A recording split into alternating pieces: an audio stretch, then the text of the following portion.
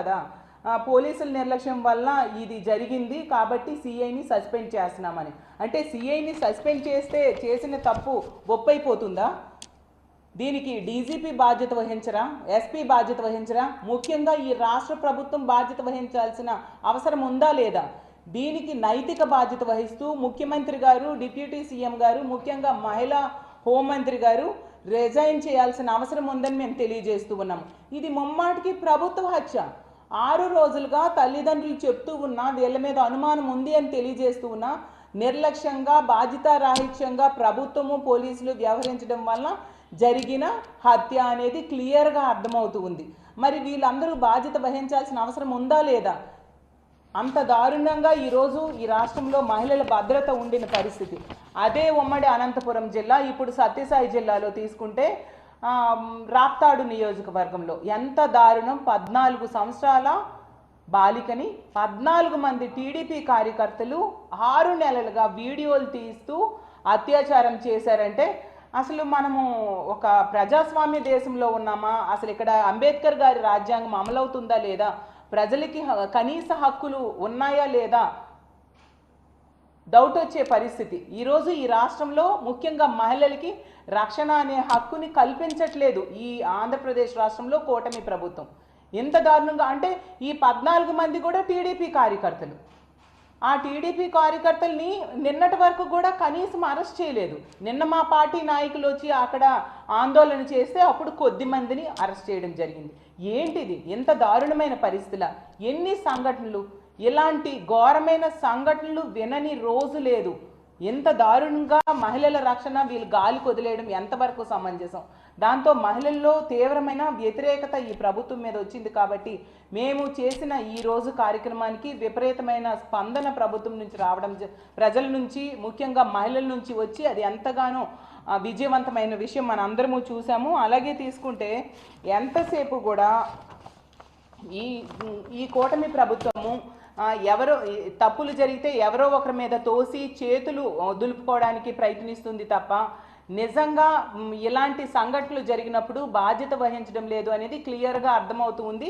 అంతేకాకుండా వీటన్నిటికీ కారణం ఏంటి? మద్యము, గంజాయి, డ్రగ్స్. వాటిని అరికట్టడంలో పూర్తిగా విఫలమైంది సరికదా. ఈరోజు కూటమి అధికారంలోకి వచ్చాక మద్యం కానీ, గంజాయి కానీ, డ్రగ్స్ కానీ డోర్ డెలివరీ అవుతుండే పరిస్థితి. ఈరోజు మద్యము అంటే మద్యం కోసం బెల్ షాప్స్ అయితే 60-70 వేల బెల్ షాప్స్ ఈరోజు ఈ ఆంధ్రప్రదేశ్ రాష్ట్రంలో ఉన్నాయి. అలాగే గంజాయి విచ్చలవిడిగా దొరుకుతూ ఉండే పరిస్థితి. అలాగే ముఖ్యమంత్రి సొంత నివాసం ఉంటున్న జిల్లాలోనే మనం చూసాం మొన్ననే డ్రగ్స్ దొరికాయి.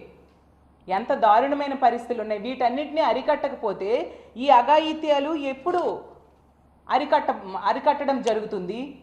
గతంలో చూస్తే జగన్మోహన్ రెడ్డి గారి పాలనలో మహిళల రక్షణ కోసం ఎంతగానో పెద్దపేట వేసి ఒక దిశ వ్యవస్థను తీసుకొచ్చారు. దిశ పోలీస్ స్టేషన్స్ తీసుకురావడం జరిగింది. అలాగే దిశ యాప్ని తీసుకొచ్చారు. దిశ యాప్ మీద నమ్మకంతో మనం చూసాం 1,30,00,000 మంది మహిళలు దిశ యాప్ని డౌన్లోడ్ చేసుకున్నారంటే ఆ యాప్ మహిళల రక్షణకి ఎంతగా ఉపయోగపడిందో అర్థం చేసుకోవచ్చు. దిశ చట్టం అసెంబ్లీలో తీర్మానం చేసి ఆమోదం తెలిపి కేంద్రం దగ్గరికి పంపితే కేంద్రంలో పెండింగ్లో ఉన్న అందులో ఉన్న అంశాలన్నీ కూడా జగన్మోహన్ రెడ్డి గారు ఎంతో చక్కగా మన ఆంధ్రప్రదేశ్ రాష్ట్రంలో అమలు చేసి మహిళల రక్షణకి పెద్దపీట వేస్తూ రివ్యూలు చేయడం జరిగింది. ఈరోజు తీసుకుంటే కూటమి ప్రభుత్వం వచ్చిన ఈ సంవత్సర కాలంలో కనీసం ఒక్క రివ్యూ అయినా మహిళల రక్షణ కోసం వీళ్ళు చేపట్టారా? అలాగే మహిళల రక్షణ కోసం ఒక్క వ్యవస్థనైనా తీసుకొచ్చారా? ఉన్న దేశ వ్యవస్థని ఈరోజు నిర్వీర్యం చేయడమే కాకుండా ఎంతసేపు హోమ్ మినిస్టర్ గారు ఒక మహిళా హోమ్ మినిస్టర్ అయ్యుండి కూడా ఆడపిల్లల మాన ప్రాణాల రక్షణ గాలి కొదిలేసి ఎంతసేపు కూడా ప్రతిపక్ష పార్టీని జగన్మోహన్ రెడ్డి గారిని దుమ్మెత్తిపోయడం మీదే దృష్టి పెడుతూ ఉండే పరిస్థితి. అంటే ఈ ఆంధ్రప్రదేశ్ రాష్ట్రంలో మహిళలకి బ్రతికే హక్కు లేదా అని అడుగుతున్నాను. అసలు నిజం చెప్పాలంటే ఆడపిల్లల మాన ప్రాణాలంటే ఎంత చులకన వీళ్ళకి. రెడ్ బుక్ రాజ్యాంగం అమలు మీద ఉండే దృష్టి మహిళల మాన ప్రాణాల రక్షణకి ఎందుకు వీలు పెట్టట్లేదు అని మేము ప్రశ్నిస్తూ ఉన్నాము. అలాగే తీసుకుంటే ప్రతి సందర్భంలో కూడా ఇన్ని సంఘటనలు కూడా ఎక్కువ సంఘటనలలో దీనికి కారకులు తెలుగుదేశం పార్టీ కార్యకర్తలు నాయకులు అయిన పరిస్థితి మనం చూస్తూ ఉన్నాము. ఎందుకంటే ఈవెన్ రాప్తాడు నియోజకవర్గంలో తీసుకుంటే ఈ 14 మంది కూడా తెలుగుదేశం పార్టీ కార్యకర్తలే. అలాగే తీసుకుంటే మొన్న రాజమండ్రిలో వికాస్ ఫార్మసీ విద్యార్థిని ఆ రోజు మనం చూసాం, ఆమె చనిపోయింది, హాస్పిటల్లో పెట్టి 2 రోజులు చావు బ్రతుకులతో పోరాడి మరీ చనిపోవడం జరిగింది, ఆత్మహత్య యత్నము అనేసి. అసలు ఆ సంఘటనలో దానికి కారకుడైన వ్యక్తి ఎవరు? Telugu Desam party sympathiser. అతని బంధువులు తెలుగుదేశం పార్టీలో ఉన్నారు. అలాగే తీసుకుంటే ఎన్నో సంఘటనలు, గుంటూరు జిల్లా తెనాలిలో తీసుకుంటే సహానా అనే దళిత యువతిని టీడీపీ రౌడీ షీటర్ నవీన్ ఎంత ఘోరంగా ఎత్తుకెళ్ళి ఆమెపై దాడి చేసిన ఘటనలో ఆమె బ్రెయిన్ డెడ్ అయ్యి మృత్యుతో పోరాడి చనిపోయిన విషయం మనందరము చూసాము. ఆ సంఘటనలో కనీసం ఈ ప్రభుత్వం స్పందించిందా? హోమ్ మినిస్టర్ ఏమైనా ఆ విషయంలో ఆమెకి అండగా నిలబడడం కానీ, మెరుగైన వైద్యం కోసం చర్యలు తీసుకోమని ఆదేశాలు జారీ చేయడం కానీ ఏమీ చేయలేదు. మళ్ళీ జగనన్న వెళ్ళి ఆ అమ్మాయి చనిపోయాక ఆ కుటుంబాన్ని ఓదార్చడం జరిగింది తప్ప ఈ ప్రభుత్వం ఎటువంటి స్పందన లేని పరిస్థితి మనం చూసాము. అలాగే తీసుకుంటే తిరుపతిలో జనసేన లీడర్ కిరణ్ రాయల్ అనే వ్యక్తి లక్ష్మిని ఎలా మోసం చేశాడో ఆమె రోడ్డెక్కి మరీ చెప్పిన పరిస్థితి మనం చూసాం. అంత దారుణంగా అతను ఆ అమ్మాయికి వేధింపులకు గురి చేసి మోసం చేస్తే కనీసం అతని మీద ఏ చర్యలు ఈ ప్రభుత్వం తీసుకోలేదు, ఒక కేసు నమోదు చేయని పరిస్థితి. అలాగే టీడీపీ ఎమ్మెల్యే అయిన కొలిక్కాపూడి శ్రీనివాస్ వేధింపుల వలన ఒక విఆర్ఓ ఆత్మహత్యాయత్నం, ఒక మహిళా విఆర్ఓ ఆత్మహత్యాయత్నం చేసుకుంది. మరి ఆ కొలికపూడి శ్రీనివాస్ అనే వ్యక్తి మీద ఏం కేసులు మీరు పెట్టారు?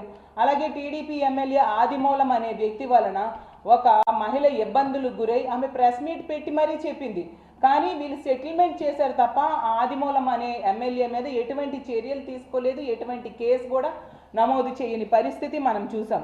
అలాగే తీసుకుంటే కాకినాడ రూరల్ జనసేన ఎమ్మెల్యే అనుచరులైతే పంచాయతీరాజ్ శాఖలో పనిచేసే ఫీల్డ్ అసిస్టెంట్ని ప్రతిసారి కూడా నెల నెల మామూలు ఇమ్మని ఇబ్బంది పెట్టడం వల్ల ఆమె ఆత్మహత్యాయత్నం చేసుకున్న పరిస్థితి మనం చూసాం. ఎందుకంటే మామూలునైనా ఇవ్వాలి లేదా పక్కలోకి రావాలంటూ ఆమెను వేధించారని చెప్పి ఆమె ఆత్మహత్య ప్రయత్నం చేసింది.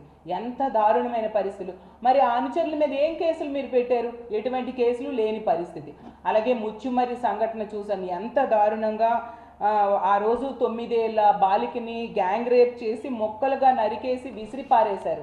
ఇప్పటికి కూడా ఆ డెడ్ బాడీని కనిపెట్టలేదు సరికదా, ఆ కుటుంబానికి ఎటువంటి సహాయము చేయని పరిస్థితి మనం చూసాము.